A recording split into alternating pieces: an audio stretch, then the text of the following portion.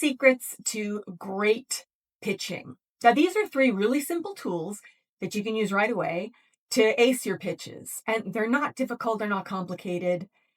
They're really simple. So, ACT is the acronym we're going to use today.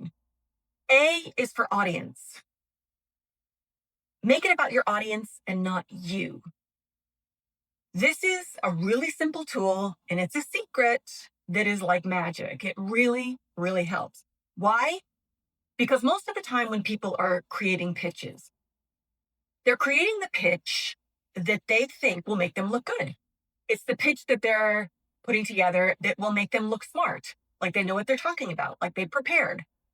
Because everyone wants to feel prepared. They want to feel professional. They want to feel polished, the three Ps. But here's the trick. Great pitches, successful pitches, are never about you. They're always about the audience. So from step number one, when you start creating your pitch, you've got to get in that headspace of what is going to help my audience take away something that's going to be useful for them when I'm finished. It's also going to make it a lot easier for you to create your pitch. Because instead of doing a data dump of all the things you know, all your knowledge, all the things that you want to talk about because you know that you know them and you want to look smart, you want to look prepared, you want to look like an authority about what you're talking about, instead, turn that lens around and put it on your audience instead. So turn that around and start thinking, okay, who are these people, or who is this person? First of all, what are their pain points? What keeps them awake at night when it comes to what I'm going to talk about? And then third, what do I want them to leave the room with that's going to be useful for them, that's going to be helpful for them specifically in relation to what I'm talking about? Yes, you have a result that you want from this communication. Absolutely. Maybe it's to get them invested. Maybe it's to get money. Maybe it's to get funding. Maybe it's to get buy-in from your boss or C-level or your team. Maybe you're a C-level executive, you've just been hired in the job, and you want to get buy-in from your team. Well, I'm telling you, A for audience, thinking about your audience first is a surefire way to get people on your side. Because audiences are always thinking, remember, what is in it for me? What am I going to get out of this? That's the question every audience is asking themselves. So when you think about them first, you've got a much better chance of answering that question for them, which means you give them a reason to care, which gives them a reason to listen. C in ACT is for curious. Remain curious. Ask questions. Involve them. Because when you remain curious about the audience, because they might have questions, they might be asking you specific things about what you're talking about. Well, if they do, it's about listening. So when you remain curious, you can listen better as well. Because you're going to want to be able, because, a lot of the time when people are talking or asking a question, we're listening, but really what we're doing is thinking about what we're going to say. When you actually tune in and think about the audience and think, okay, what are they actually asking? And you remain curious, then again, it's about the audience, but it also allows you to listen better and also to respond with more clarity. So be curious about them. Be curious about their pain points. Ask questions. Think to yourself, what is actually going to help this person or these people today? And when you remain curious about an audience, you're much more likely to think about them first.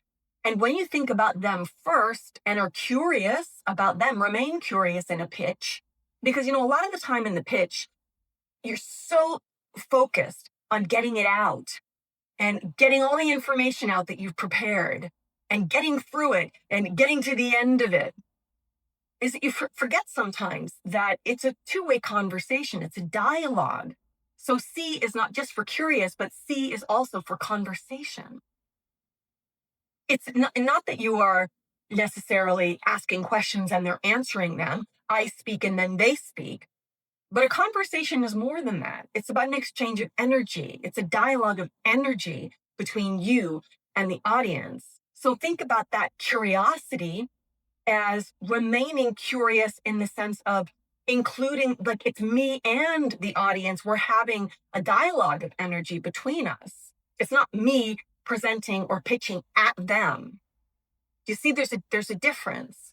So that C for curious, it just reminds you to remain in that conversation with the audience, that there is a dialogue of energy going on between you and them, to ask questions, to clarify if someone asks you a question so that they feel listened to and they feel seen. T in the ACT is for thank you and tune in. Never underestimate the power of saying thank you to an audience at the end, whether that's one person, 10 people, or 1,000 people. Why? Because it makes them feel like they did a great job just for being there. Remember, audiences are lazy and selfish. They want it all to be about them. So when you say thank you, it's saying, I appreciate you being here. I appreciate your attention.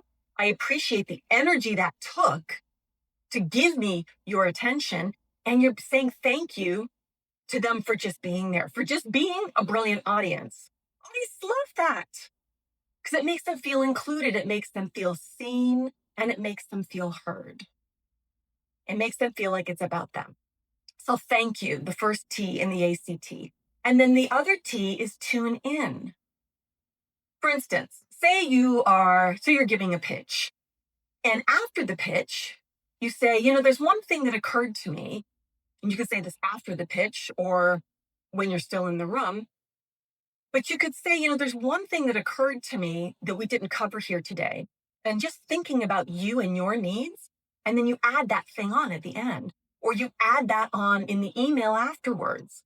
Or you add that in the conversation you have afterwards. Maybe it's follow-up conversation. Because what that means is you were listening.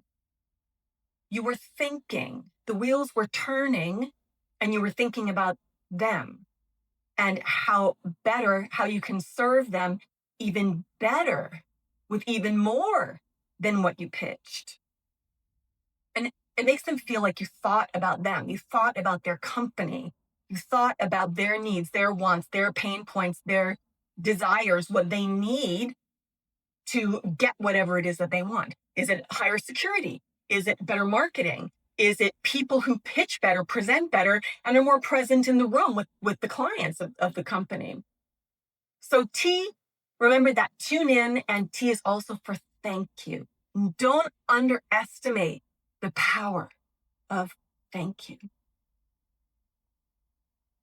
Okay, so those are my 3 top tips, just a few secrets, little things that you can adjust. I mean, they're not, this isn't brain surgery. It's 3 little things that you can tweak, that you can try, because you have to try them, to put into action